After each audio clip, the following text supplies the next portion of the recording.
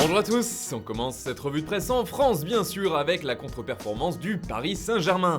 Le club français était au centre de toutes les attentions hier soir pour la première de son trio Messi, Neymar, Mbappé face au Cercle Bruges. Et si les choses avaient bien commencé pour Paris avec l'ouverture du score d'Herrera sur une offrande de Mbappé, le PSG s'est fait égaliser et n'a jamais réussi à prendre le large au score. Au contraire même, ce sont les Belges qui se montraient les plus dangereux. Au final, les deux équipes s'en sont sorties sur un partout et une piètre impression laissée par le club francilien. Pour l'équipe, le PSG était fantomatique et a concédé un triste match nul. De son côté, le Parisien n'est pas vraiment plus tendre. Pour le journal local, les Galactiques ont fait pchit. Alors que c'était un festival offensif qui était attendu par beaucoup, c'était une partie moyenne, peut-on lire dans les colonnes du Canard. Petite parenthèse pour vous rappeler que ce soir ce sera Europa League avec Marseille, Lyon et Monaco.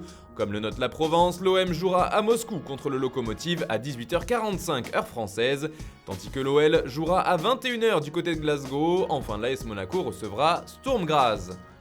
Mais revenons à la Ligue des Champions et à Paris car c'est bien toute l'Europe qui regardait ce match, des étoiles dans les yeux, et le moins que l'on puisse dire c'est que c'est la déception qui domine dans les journaux du continent.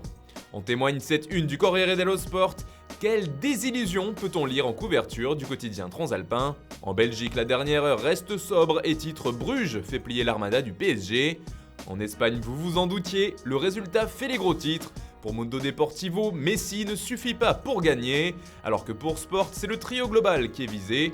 Le trident du PSG ne part pas du bon pied, titre ainsi le journal catalan. Selon As, c'était carrément une nuit d'Halloween. Enfin, outre-Manche, les tabloïds sont plus mesurés, à l'image du Daily Mirror qui a vu un Messi pas d'humeur magique hier soir. Mais fort heureusement, il y avait d'autres matchs de Ligue des Champions hier, et certains ont été de vrais festivals offensifs.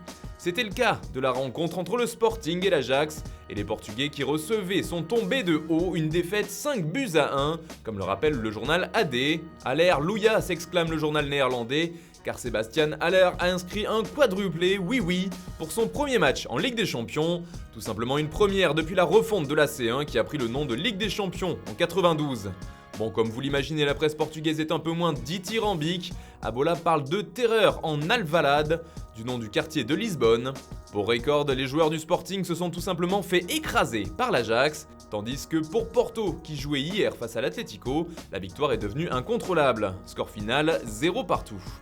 On file en Angleterre maintenant, encore les clubs de Première Ligue ont vécu de drôles de matchs à l'image de Liverpool, qui était mal engagé face à l'AC Milan. Les Reds étaient menés 2-1 à la mi-temps et s'en sont sortis sur un score de 3-2, le tout dans un Anfield de rêve, rapporte The Guardian. Pour The Daily Telegraph, c'était un régal, un délice de couleur rouge, un drôle de scénario avec une fin heureuse pour le club anglais, et le Daily Express s'en amuse avec un jeu de mots Happy End, car c'est bien Henderson qui a inscrit le but de la victoire. Par contre, le tabloïd met aussi en avant l'autre match anglais, celui de Manchester City, qui s'est fini sur un 6-3 pour les Sky Blues, un score de folie, avec notamment un triplé de Christopher Nkunku, du côté de RB Leipzig.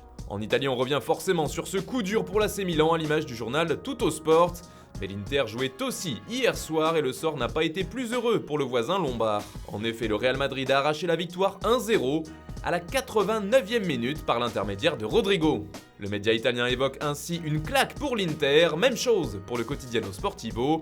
Le Milan et l'Inter, ça fait mal comme ça, se lamente le quotidien transalpin. Même chose pour la Gazzetta dello Sport, le journal au papier rose parle d'un départ amer pour ces deux équipes milanaises. Et puis on termine ce tour de la presse en Espagne où le ton est un peu différent. En couverture de Marca, on se réjouit de cette victoire arrachée dans les derniers instants. Qu'ils sont grands, les petits, se régale le journal ibérique, car c'est Rodrigo qui a planté sur une passe d'Eduardo Camavinga.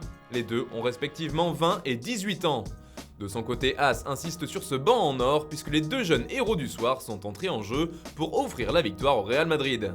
Pour finir avec la presse espagnole, le journal Sport, lui, ne met pas en avant la victoire à l'arraché des Madrilènes, mais plutôt les tensions entre le coach et le président du Barça, entre Ronald Koeman et Joan Laporta.